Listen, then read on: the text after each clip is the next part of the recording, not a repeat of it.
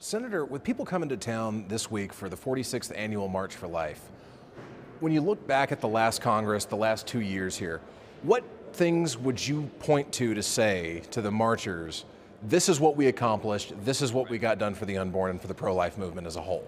Well, listen, I think we've seen major victories for the fight for life in the last 2 years. We've seen, number one, pro-life judges all across the country. Number two, we've seen the administration, and I've worked very closely with the administration on implementing policies that protect life. So, for example, reinstating the Mexico City policies, which prohibit federal taxpayer funds from going to overseas organizations that provide abortions. We went back to protecting lives, unborn children across the globe.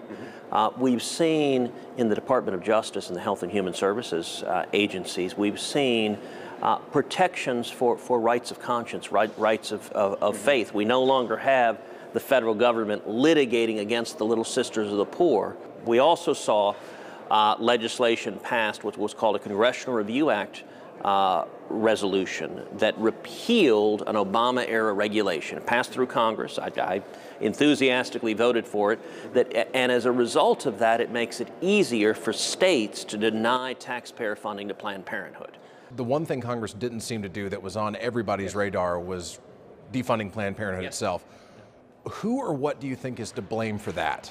Well, listen, I have led the fight to defund Planned Parenthood since I arrived here in the Senate. I intend to continue leading the fight until we get it done. We shouldn't have even a penny of federal taxpayer money going to provide abortions. That's wrong, it's immoral, it's a misuse of federal taxpayer money.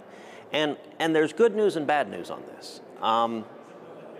Last year, actually 2017, we came close. You'll remember we spent much of the year debating Obamacare repeal. Right. I spilled gallons of blood, metaphorically, fighting to get us to 50 and repeal Obamacare. And I drank gallons of coffee, literally covering it. Well, and we maddeningly came one vote short. We all remember at 2 in the morning coming just short. The good news is part of that bill included a defunding of Planned Parenthood. And so we got 49 votes.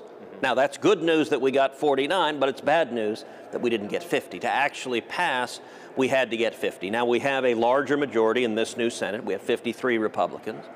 I am hopeful we have the votes to do it. Now our problem is we've lost the House. What are you and your colleagues working on right now as far as pro-life legislation goes for what could actually pass the Senate?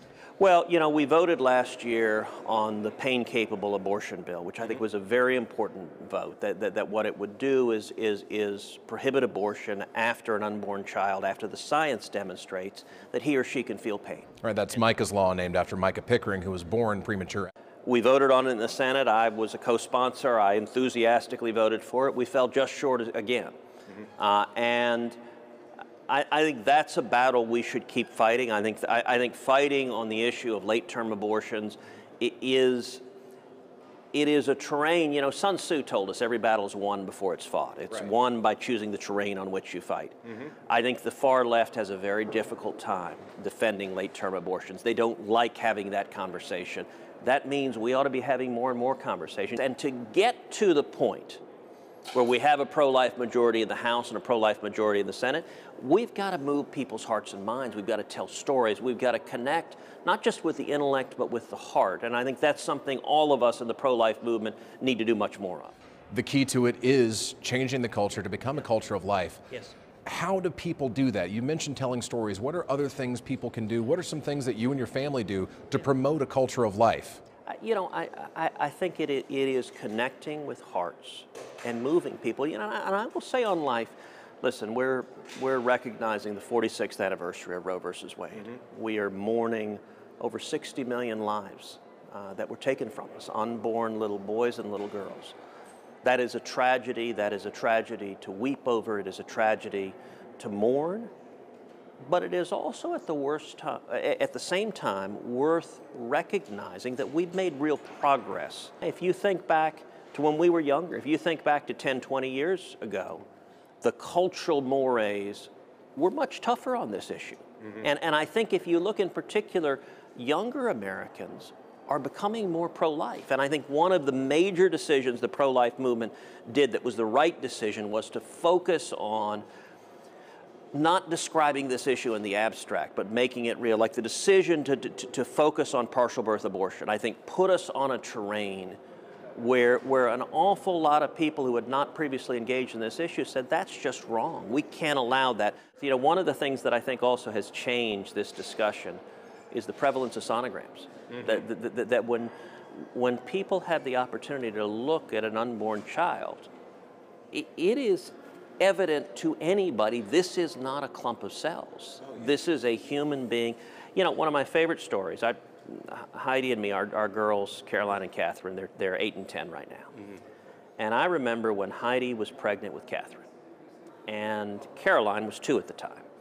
And she had this, she still has it, this blanket that she calls Binky.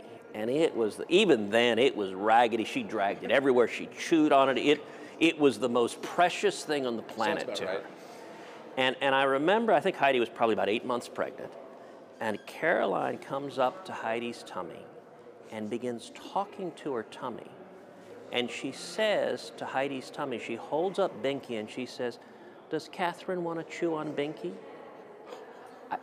Heidi and I were almost reduced to tears. At 2, she understood that was her little sister. She hadn't met her yet. But she understood it then. And that's an intuition we need to connect with more. It's that truth that's written on the human heart that we just can't not know, that we have to actively work to try to get away from and forget. All right, well, thank you very much, Senator. I appreciate it. Appreciate it. That is a hell of a story.